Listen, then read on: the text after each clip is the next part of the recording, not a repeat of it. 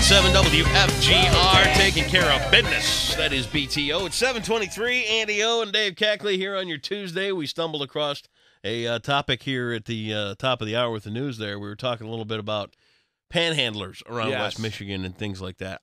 You know what? If somebody's really desperate and destitute, I have no problem whatsoever handing them a little cash if it's in my pocket. You know what? Here's $2 or $3. Right. Get you through, even if it's just to get you a can of soup today. Mm-hmm. I'll help. That's just how I am. I you know what?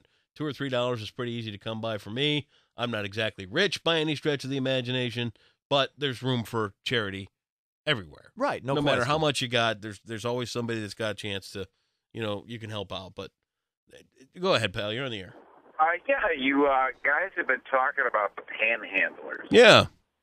And I don't know how anybody could not be seriously offended by their behavior.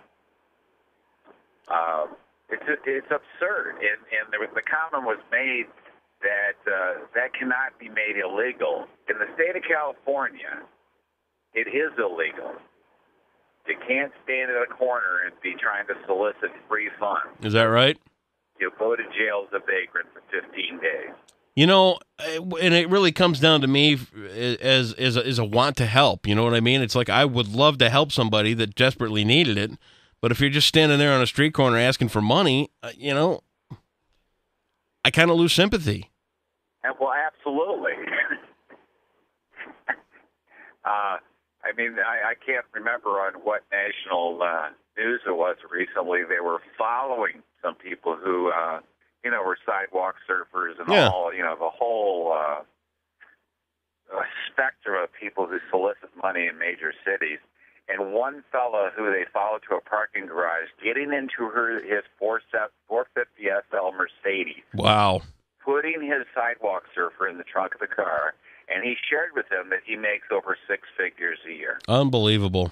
And it's that kind of thing that does absolutely spoil it for people who genuinely need some support. Yeah, right? I agree with you, pal.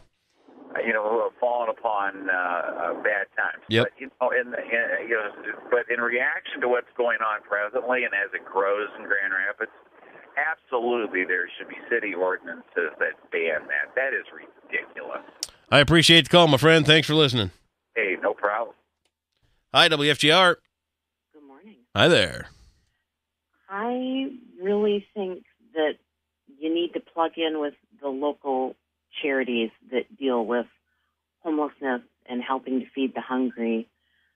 Don Tack from Servant Center, they work downtown with a lot of the homeless people, and he has gone on record time and time again saying, do not give them money. Well, but you can also see his side of the coin, too. If he's, a great charity and he's doing a great job for a lot of people, but he's also worried about making sure the funds are there to support his work. And I'm not saying that's a bad thing, but, for me, if... The thing. They're enabling a lot of behaviors of alcoholism, drug abuse, and whatnot by helping not feeding the problem. It's making it harder for them to help folks. Yeah, I agree with you. They just are feeding these diseases and whatnot. If money is too readily available, they're not going to seek help. Okay. Well, I appreciate the call. Have a good day. Thanks. Hi, WFGR. I'm kind of both of you guys rolled into one in that regard, the panhandlers, whatever you want to call them. Yeah.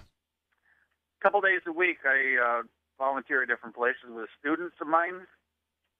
And one place called In the Image, it's basically a Goodwill for really poor people that don't have money to shop and they get free stuff.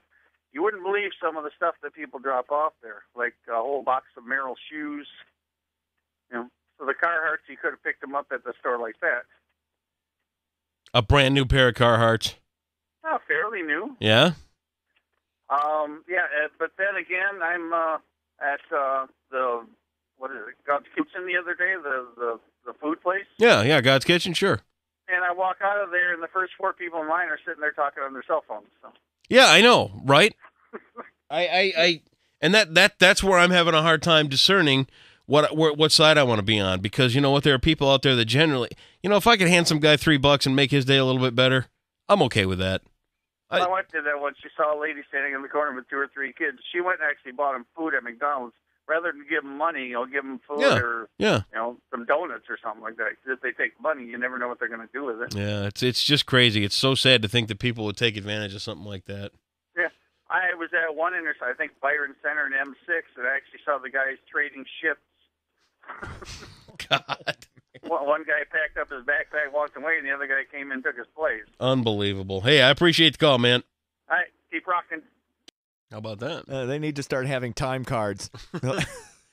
You know what? You know what came into mind when I heard that?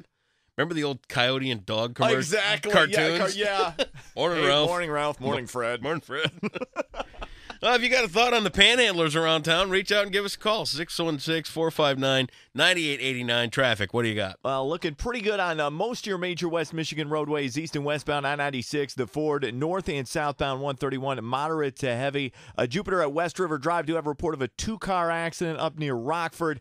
That could be slowing things down a bit. No injuries reported with that, but you could see a bit of a slow go in that area. US 31 Honda Muskegon, so far so good. That's traffic on 98.7 WFGR.